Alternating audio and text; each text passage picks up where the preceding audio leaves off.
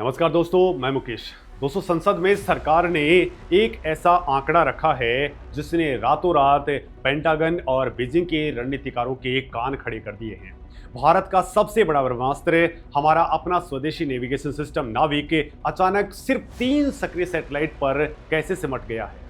जब स्पेस के अंदर पूरी तरह से स्वतंत्र और सटीक पोजीशनिंग के लिए कम से कम 4 सैटेलाइट्स की सख्त जरूरत होती है, तो क्या भारत स्पेस में अचानक से अंधा हो जाएगा? दोस्तों, अंतरिक्ष के अंदर 36,000 किलोमीटर ऊपर भारत की नैनो सेकंड वाली विदेशी परमाणु घड़ियां अचानक से एक एक करके दम क्यों तोड़ने लगी हैं? क्या ये महज एक इत्तेफाक था या फिर वेस्टर्न कंट्रीज का भारत को नेविगेशन की रेस के अंदर अपाहिज कर देने का कोई खौफनाक साइबर अटैक?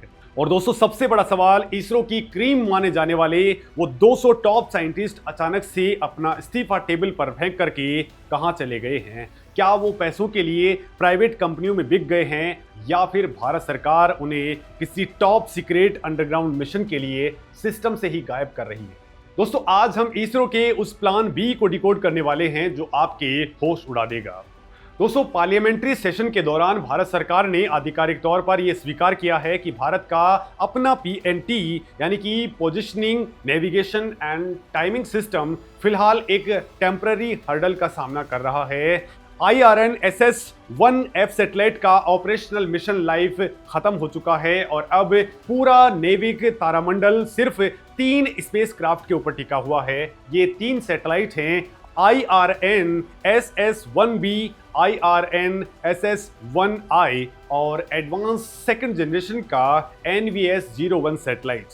एक स्टैंड अलोन पोजिशनिंग सर्विस का सीधा सा मतलब ये होता है, अगर कल को अमेरिका अपना जीपीएस, रसिया अपना ग्लोनास और यूरोप अपना गैलियो बंद कर दे, तब भी भारत के मिसाइल और लड़ाकू विमान अपने ही सैटेलाइट के दम पर दुश्मन के घर में घुस करके सटीक हमला कर सके। लेकिन दोस्तों, इस स्टैंड अलोन कैपेबिलिटी के लिए मिनिमम 4 सैटेलाइट्स का एक्टिव होना जरूरी होता है और हम फिलहाल 3 पर आ चुके हैं। इस खबर के बाहर आते ही ऐसा लगा जैसे करगिल वॉर का वो काला पन्ना फिर से खुल गया है, जब अमेरिका ने भारत को क्रिटिकल जीपीएस डेटा देने से साफ इनकार कर दिया था और हमारे जवान बिना नेविगेशन के लड़ रहे थे। उस धोखे के बाद में भारत ने कसम खाई कि वो अंतरिक्ष में कभी भी किसी का मोहताज नहीं रहेगा। तो फिर दोस्तों, आज इतने सालों बाद में इसरो जैसी वर्ल्ड क्लास संस्था इस प्रोजेक्ट के अंदर कैसे पिछड़ गई? इसका जवाब स्पेस के अंदर घूम रही उन विदेशी परमाणु घड़ियों के अंदर छिपा है जिन्होंने ऐन मौके पर भारत को धोखा दे दिया। दोस्तों, नेविगेशन सैटेलाइट्स की असली जान उनकी रूबिडियम एटॉमिक क्लॉक होती हैं, जो नैनो सेकंड की सटीकता से धरती पर मौजूद रिसीवर का टाइम और लोकेशन तय करती है। शुरुआत के अंदर इसरो ने IRNSS-1A और उसके बाद के कई सैटेलाइट्स के अंदर यूरोपियन एरोस्पेस कंपनी एस्ट्रियम से आयात की गई एटॉमिक घड़ियों का इस्तेमाल किया था, लेकिन स्पेस के वैक्यूम में जाने के कुछ ही टाइम बाद में इन घड़ियों ने रहस्यमय तरीके से काम करना बंद कर दिया। जिन सैटेलाइट्स की उम्र 10 से 12 साल होनी चाहिए थी, वो समय से पहले ही कचरा बनने लग गए। अब दोस्तों, सवाल ये उठता है कि क्या ये सिर्फ एक हार्डवेयर फेलियर था या फिर भारत को नेविगेशन के ग्लोबल मार्केट से बाहर रखने की कोई सोची समझी साजिश?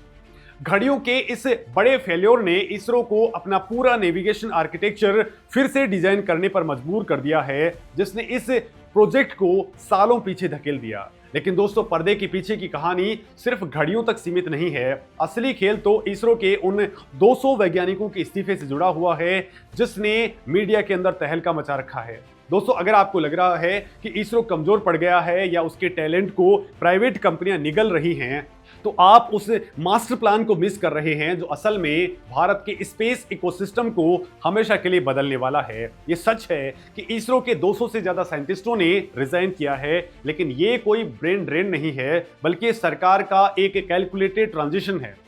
दोस्तों, सरकार ने इन स्पेस के जरिए भारत के स्पेस सेक्टर को प्राइवेट प्लेयर्स के लिए खोल दिया है। आज स्काई रूट एरोस्पेस, अग्निकुल कॉस्मोस और पिक्सेल जैसी भारतीय स्टार्टअप कंपनियां करोड़ों डॉलर की फंडिंग उठा रही हैं। इसरो एक सरकारी ढांचे से बाहर निकल करके अब अमेरिका के नासा की तर्ज पर एक मेंटर बन चुका है। रूटीन सैटेलाइट लॉन्च करने का काम अब NSIL यानी कि न्यू स्पेस इंडिया लिमिटेड और इन प्राइवेट कंपनियों को सौंपा जा रहा है। वो 200 वैज्ञानिक देश छोड़ करके नहीं गए हैं, बल्कि वो भारत के अंदर ही स्पेस एक्स जैसी $1 बिलियन इकोसिस्टम खड़ा करने में लगे हैं।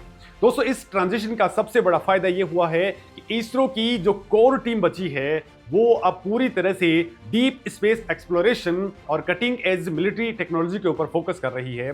पिछले कुछ सालों के अंदर इसरो पर चंद्रयान 3, गगनयान और आदित्य L1 जैसे हाई प्रोफाइल मिशनों का दबाव था।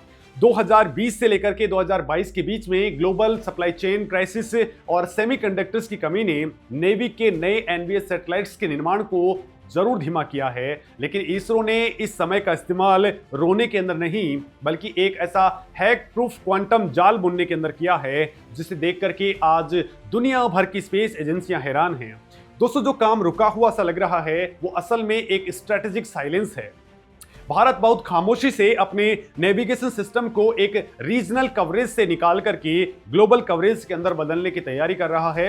अब नेविक भारत की सीमाओं से 1500 किलोमीटर दूर तक नजर रखता है, लेकिन सीक्रेटली इसरो MEO यानी कि मीडियम अर्थ ऑर्बिट सैटेलाइट्स के एक नए तारामंडल की डिजाइनिंग के ऊपर काम कर रहा है। दोस्तों, भविष्य का लक्ष्य नेविक को सिर्फ 7 सैटेलाइट से बढ़ाकर के 24 से 30 सैटेलाइट का एक ग्लोबल नेविगेशन सिस्टम बनाना है, जो अमेरिका के GPS को दुनिया भर के अंदर सीधी टक्कर देगा। इसके लिए पूरे सैटेलाइट आर्किटेक्चर को खामोशी से बदला जा रहा है। अब दोस्तों, जब पुराने सैटेलाइट्स रिटायर हो रहे हैं, तब इसरो उनके पुराने मॉड्यूल्स लॉन्च करने के बजाय next generation military grade encryption वाले NVS सैटेलाइट्स की टेस्टिंग कर रहा है।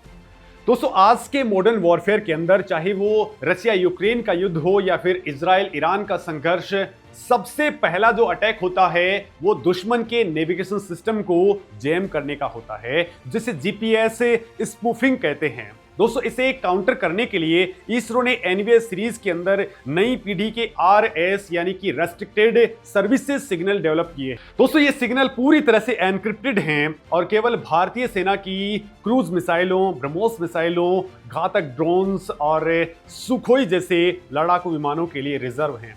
अमेरिका या फिर चाइना का कोई भी हैकर इस RS सिग्नल को ना तो डिकोड कर सकता है और ना ही जाम कर सकता है। इसके साथ ही इसरो और DRDO मिलकर के स्पेस बेस्ड QKD यानी कि क्वांटम की डिस्ट्रीब्यूशन टेक्नोलॉजी के ऊपर भी काम कर रहे हैं, जो भविष्य के अंदर भारत के कम्युनिकेशन और नेविगेशन को पूरी तरह से हैक प्रूफ बना देगा। अब दोस्तों, आप सोच रहे होंगे कि अगर हमारे पास में सिर्फ 3 सैटेलाइट्स बचे हैं तो क्या हमारी सेना इस वक्त खतरे में है? तो ऐसा बिल्कुल नहीं है। भारतीय सेना और हमारे क्रिटिकल इंफ्रास्ट्रक्चर जैसे कि पावर ग्रिड और बैंकिंग सेक्टर, सब पर इसका 0% असर पड़ने वाला है। इसकी वजह है भारत की शानदार डिप्लोमेसी और तकनीकी दूरदर्शिता। भारत ने बहुत पहले ही अपने सिस्टम को मल्टी कॉन्स्टलेशन GNSS रिसीवर से लैस कर दिया है। ये स्मार्ट टेक्नोलॉजी हवा में ही नेविक के बचे हुए 3 सैटेलाइट्स की डेटा को रशिया के ग्लोनास या फिर यूरोप के गैलीलियो के साथ में ब्लेंड कर देती है। यानी हमारा डिफेंस नेटवर्क 1 सेकंड के लिए भी कमजोर नहीं पड़ने वाला। लेकिन दोस्तों, आम आदमी के लिए इसमें क्या कुछ सोचने वाली बात है। दोस्तों, पुराने नेविक सिस्टम के अंदर L5 और S बैंड फ्रीक्वेंसी का इस्तेमाल होता था, जिसे पकड़ने के लिए स्मार्टफोन्स के अंदर अलग से महंगे चिपसेट लगाने पड़ते थे। यही वजह थी कि आपके स्मार्टफोन के अंदर नेविक कभी डिफॉल्ट रूप से नहीं दिखा होगा। लेकिन दोस्तों, अब जो नया बवंडर आने वाला है वो इस गेम को पलट करके रख देगा। इसरो के नए NVS सैटेलाइट के अंदर पहली बार L1 बैंड को जोड़ा गया है। L1 वही यूनिवर्सल फ्रीक्वेंसी है जिस पर दुनिया भर के मोबाइल फोन, स्मार्ट वॉच और कार नेविगेशन सिस्टम वर्क करते हैं। इसका मतलब ये है कि बहुत जल्द भारत के अंदर बिकने वाले हर स्मार्टफोन के अंदर GPS बैकग्राउंड के अंदर चला जाएगा और नेविक अपना प्राइमरी नेविगेटर बन जाएगा, जो भारत के भौगोलिक लोकेशंस के हिसाब से 5 से 10 मीटर की पिन पॉइंट एक्यूरेसी देगा। दोस्तों, इस रिकवरी रोडमैप की शुरुआत NVS 03 सैटेलाइट के इमीडिएट लॉन्च के साथ में होने जा रही है। दोस्तों, जैसे ही ये सैटेलाइट ऑर्बिट के अंदर पहुंचेगा, नेविक वापस अपने 4 सैटेलाइट के स्टैंड अलोन थ्रेशोल्ड को पार कर लेगा। लेकिन इस बार इसरो किसी भी विदेशी कंपनी के ऊपर भरोसा नहीं कर रहा है। स्पेस एप्लीकेशन सेंटर अहमदाबाद ने पूरी तरह से स्वदेशी रूबिडियम एटॉमिक क्लॉक यानी कि IRAC विकसित कर ली है। आने वाले NVS-04 और NVS-05 सैटेलाइट्स इन्हीं स्वदेशी घड़ियों के साथ में लॉन्च होंगे, जो भारत के मौसम, तापमान और डीप स्पेस के रेडिएशन को झेलने के लिए खास तौर पर डिजाइन की गई हैं। दोस्तों, ये भारत की स्ट्रेटेजिक ऑटोनॉमी का सबसे बड़ा सबूत है। दोस्तों, शेर अगर 2 कदम पीछे लेता है तो इसका मतलब ये नहीं रह जाता है कि वो डर गया है, बल्कि वो एक लंबी छलांग मारने के लिए खुद को तैयार कर रहा है। नेवी का कुछ समय के लिए 3 सैटेलाइट पर आना सिर्फ एक ढांचागत बदलाव का हिस्सा है। भारत की सरकार और इसरो अब ग्लोबल स्पेस रेस के अंदर सिर्फ पार्टिसिपेंट नहीं रहना चाहते हैं, बल्कि वो नियम तय करना चाहते हैं।